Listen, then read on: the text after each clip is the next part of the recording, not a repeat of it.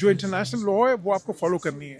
आपको जो जो हकूक हैं अपर राइपेरियन के, जो लोअर राइपेरियन के हैं, वो दोनों को पूरे करने होंगे। भारत ने फिलहाल अभी तक कोई प्रैक्टिकल स्टेप ऐसा नहीं लिया कि जिससे पाकिस्तान का पानी डिक्रीज किया जा सके, लेकिन इन केस वो ऐसा स्टेप लेता है तो पाकिस्तान के पास डिप्लोमेटिक ऑप्शंस क्या क्या हैं? डिप्लोमेटिकली आप देखें कि पूरी दुनिया के जो दारुल हुकूमत हैं उन सब में पाकिस्तान ने इस पे आवाज़ उठाई है।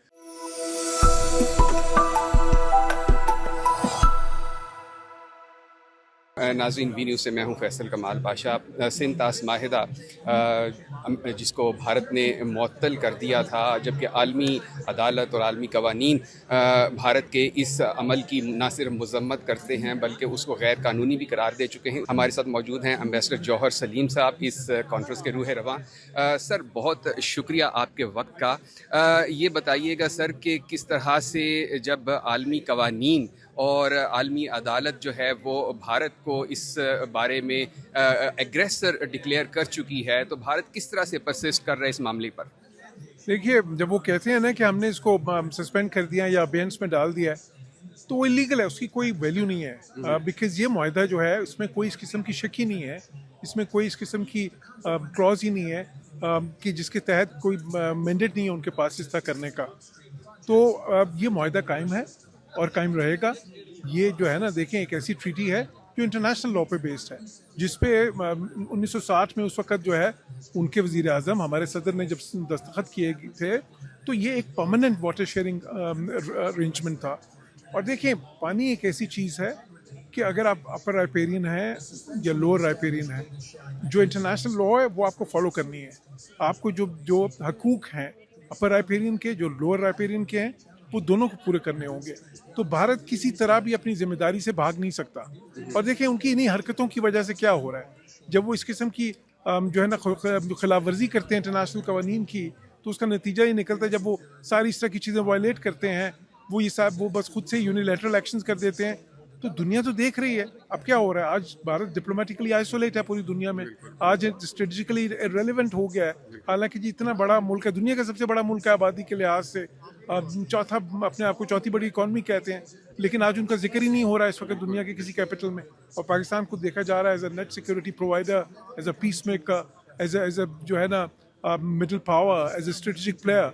तो वो क्यों है? वो इसलिए कि Pakistan is a responsible state, Pakistan is a law abiding state. और इंडिया को ये सीखना चाहिए पाकिस्तान से, क्योंकि ये जो, अगर वो समझते हैं ना कि अपने ही तई इस किस्म के जो मुआहदात हैं, इस किस्म की जो ट्रीटीज़ हैं, उनको वो ख़त्म कर सकते हैं या उसको उनके तई सस्पेंड कर सकते हैं, तो ये खामख्याली है।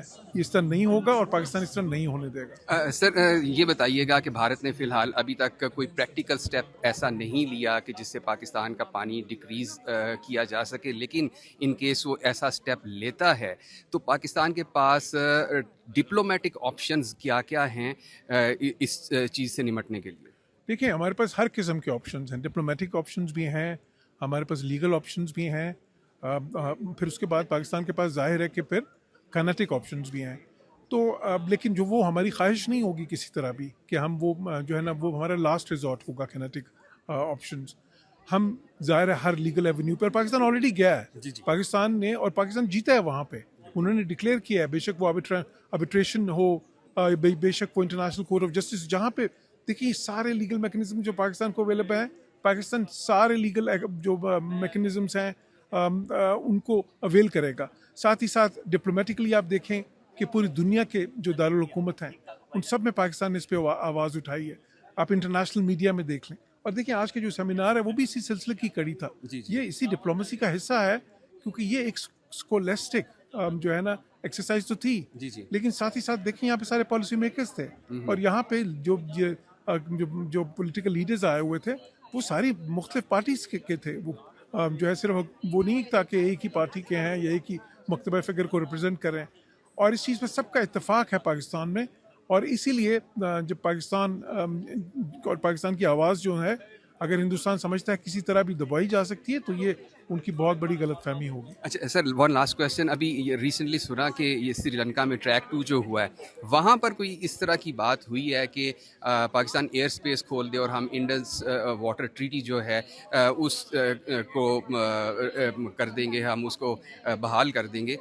इस हवाले से सर आपकी क्या इत्तलात हैं? देखिए ये जो ट्रैक 2 होता है या ट्रैक 1.5 होता है ना, इसमें आइडियाज़ डिस्कस होते हैं लेकिन वो कोई मैंडेट नहीं होता उनके पास दोनों साइड से, क्योंकि जी, वो सर्विंग लोग तो होते नहीं है ना। वो नॉर्मली फॉर्मर जो है ना फॉरेन मिनिस्टर्स होते हैं, फॉर्मर डिप्लोमेट्स होते हैं, फॉर्मर पॉलिसी मेकर्स होते हैं।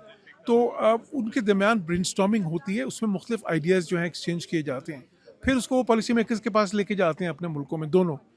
मुझे उम्मीद है कि उस ब्रेनस्टॉर्मिंग से भी कोई जो है ना हिंदुस्तान को ये एहसास होगा कि उनके लिए जो सबसे बेहतर लाए अमल है वो यही है कि इस ट्रीटी की सेंक्टिटी को बरकरार रखें और जो है ना इससे वो ऐसा कॉन्फ्लिक्ट ना पैदा करें जो उनके हक में भी अच्छा ना हो।